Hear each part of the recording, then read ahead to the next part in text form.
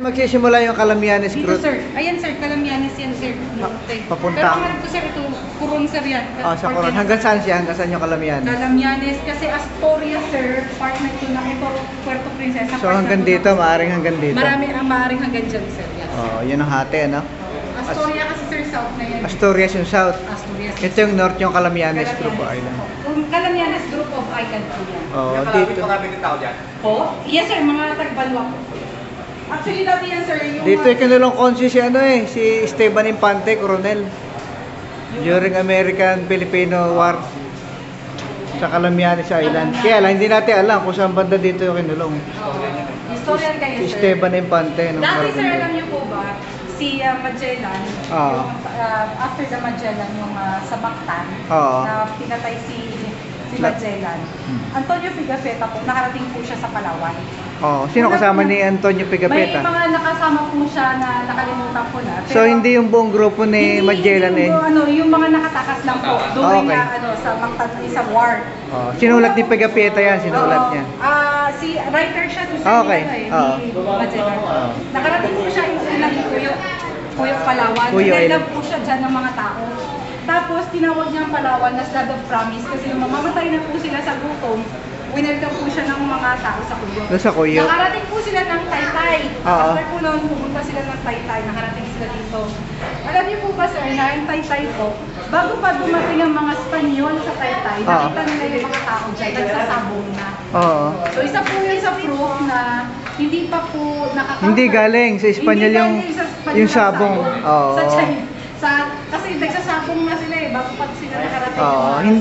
Hindi nag-introduce ang Espanyol lang sabong. Hindi po nag-introduce ang talagang dito galing sa atin, sa Pilipinas. Po. Kasi bago pa sila dumating ng Palawan, sir, ay nangatay-tay, pagka-land nila, yung mga tao nakita nila nagsasabong na kaagad. So hindi po sila nag-introduce niyan. So nakarating din po sila ng Aborlan, tapos rin sila ng Brooks Point, and then Balabac. So ibig sabihin, yung kwentong yan galing kay Pigafetta, nakita nila yung mga tao nagsasabong. Nagsasabong na, yes. Actually sir, sa book ni Pigafetta sir, hindi lang kasi ma-interpret kung saan eksakto dito sa lugar na to sa Palawan sila nakadayo. Kasi nga po, may mga sarili silang tawag sa lugar. Na hanggang ngayon, yung kahit yung historian po namin dito, hindi po ma-pinpoint. Pero yung ano nila sir, isang Cuyo, Taytay, Aborlan sir, hindi sila nakadaon dyan sa Aborlan kasi po, nung nandyan sila, pinag-ano po sila dyan, inatake po sila ng mga lokal. So dito sila na welcome sa Cuyo tsaka sa Taytay. Diyan talaga sila sir na welcome sir sa Cuyo, una sa Cuyo talaga. And then, nung winelcome po sila dyan, nakita po nila, yung mga pagkain, nasa paano na po, Aborlan. Porcelain plate. Ito naman yun na tubataha. So, ibig sabihin talaga sir, before the coming of Spaniards, proof of trading po kasi may porcelain plates na po na nilalagyan yung mga pagkain. So, meron na kaming trading na nangyayari between China and Indonesia before the coming of Spaniards. Tama. So, ayun po. Yung Spratly, saan pa? Spratly sir, sa kabila sir. Sa kabila po yan. Ito po yung Kalayaan sir, o Kalayaan. Ito ba yung pinaka-expensive na Sa Rojas po makikita. Ano pangalan nun? Isla po dyan. Banwa Island, Banwa Private Island. Banwa Private Island. Magkano mag-check-in doon? Mag-check-in doon sir, according sir sa Google nila, 100,000 USD po. Wow. USD. Per night. Per night. Pero all amenities na yan. Po, lahat. Kain pa po, lahat Para ka na pong harim nun. Madam namin ang kasal, alas 2 ang aming flight. Opo. Yung wild madam, saan ang packing nito? Ma'am, possible po, ma'am. Pero po, private nila po yung tour. Pakaganda ng Palawan. Or 6 or 5:30 ng umaga. Tapos, kayo lang dapat yung nasa bata. Kasi mga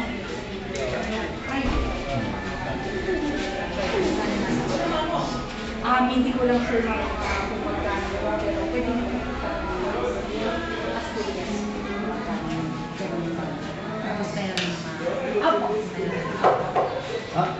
Yes po. During high tide, pwede pumasok dito? Yes sir! High tide, low tide sir. Opo. Kaya-kaya dyan, sir. Ito yung ano, underground river. Underground river. Hindi ka, pwede ma'am, pwede. Ang inaano lang po namin dyan, na hindi lang po pwede pumasok dyan pagka masama yung panahon, yung motorized boat. Pero yung ano, from Opo, papunta doon sa Sabang mismo. Actually, sir, yung Sabang, sir, there are two ways going there. It's either mag-motorized boat or maglakad. Trekking po yan. Tine-trek po namin yan 2 hours. So, pagka masama ang panahon, dati po nag-trekking kami, kaya lang po kasi naulit kami. Paano nag-trekking? May bundok yan, sir. Hindi yan siya, sir, ano, dagat talaga. Part yan siya, sir, ng mainland. Balik kung kumanon na po siya. Opo. Second largest city yung ano, Puerto Princesa. Yes, sir. Davao po ang In nangunguna. terms Oo. of... Land. Land area. Dati po, nausaran po namin si Davao. Di ba ito yung nasa ano, 1,000 ano? Yes po, sa 1,000 pesos bill, peso bill. Opo. Ito Bataha. Tapos dati, sir, si underground nasa 500 naman. Ah, okay. Ito kay San Vicente, ano makikita natin dito? Long Beach po dyan, sir. Ah, ito Long Beach. Long Beach. Okay. Punta na kayo sa Palawan. Tsaka makikita dyan, sir, si Derek Ramsey na dinagdagan sa short niya. Ito. Yan.